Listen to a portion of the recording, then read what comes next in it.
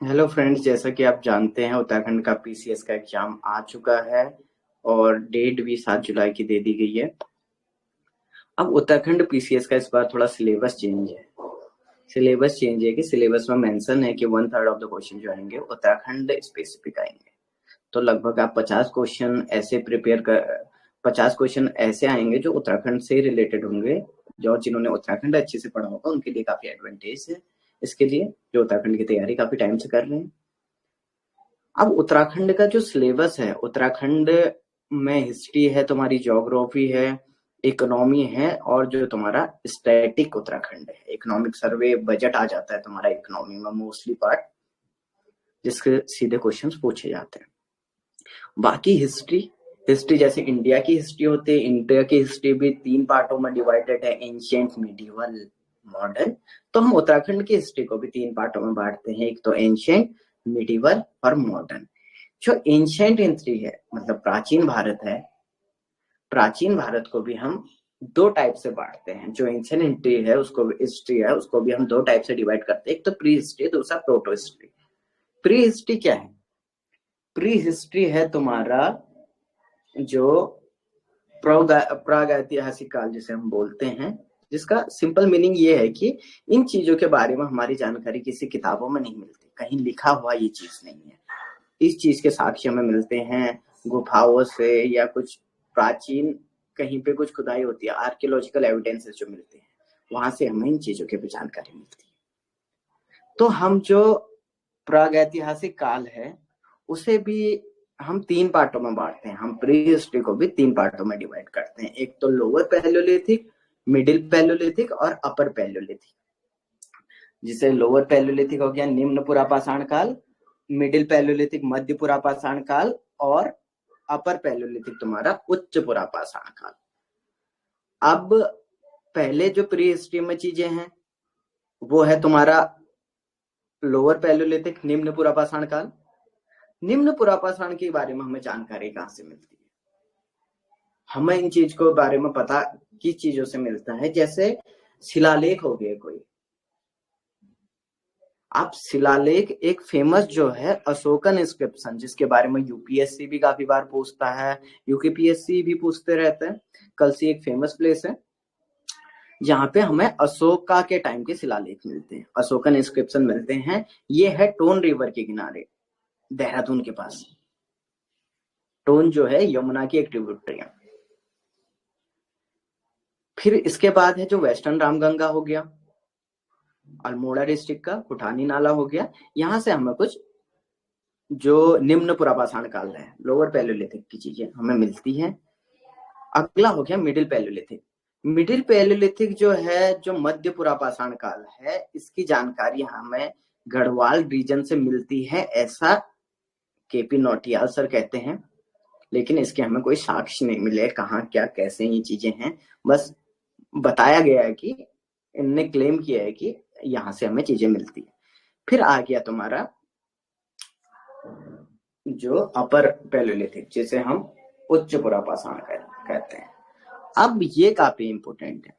जैसे हम इतिहास के पर्पज से हो और इंडियन हिस्ट्री के पर्पज से पढ़ते हैं, इंडियन हिस्ट्री के पर्पज से हम एंशियंट हिस्ट्री में पढ़ते हैं कि हमें अपर पैलियोलिथिक की चीजें पेंटिंग्स वगैरह से मिलती है। और फेमस पेंटिंग हमारी जो मिलती है अपर पैलियोलिथिक टाइम की, वो है जैसे भीमबेटका हो गया भोपाल मध्य प्रदेश में। वहां हमें क्या मिलते हैं? हमें ह्यूमन फिगर्स मिलते हैं, डिफरेंट कलर्स में बनाए गए लोग अपने को नाचते हुए दिखाते हैं, अपने डेली के एक्टिविटीज जो होते हैं वो करते हुए हमें गुफाओं में दिखाई देते हैं, अलग अलग कलर यूज करके जो उन्होंने बनाए हैं।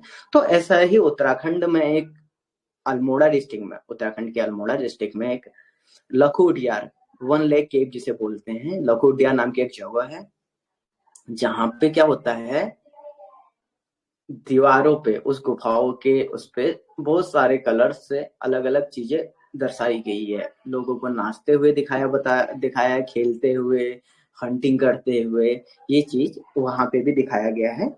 इसका जो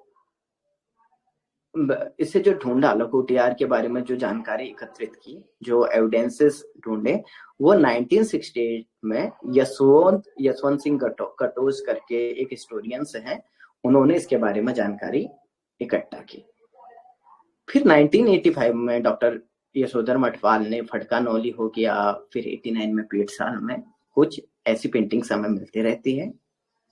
बाकी ये कुमाऊं रीजन के पार्ट में था। अगर हम गढ़वाल रीजन की बात करें तो गढ़वाल रीजन में एक मलारी विलेज है, एक मलारी नाम का गांव है, जहां हमें डॉक्टर शिव प्रसाद डबराल, जो हमारे हिस्टोरियंस है फेमस, जिसे चारण नाम से भी बोला जाता है, उन्होंने कुछ बरियल्स मिले, उन्हें कुछ समाधान जिसे हम बोलते हैं, कुछ चीजें वहां पे एक फेमस मिला था कि एक ह्यूमन स्केलेटन मिला था, एक कंकाल मिला था, नरकंकाल मिला था, जिसके फेस पे 5.2 केजी का एक सोने का मुखौटा, गोल्डन पैकेट मिल रखा था।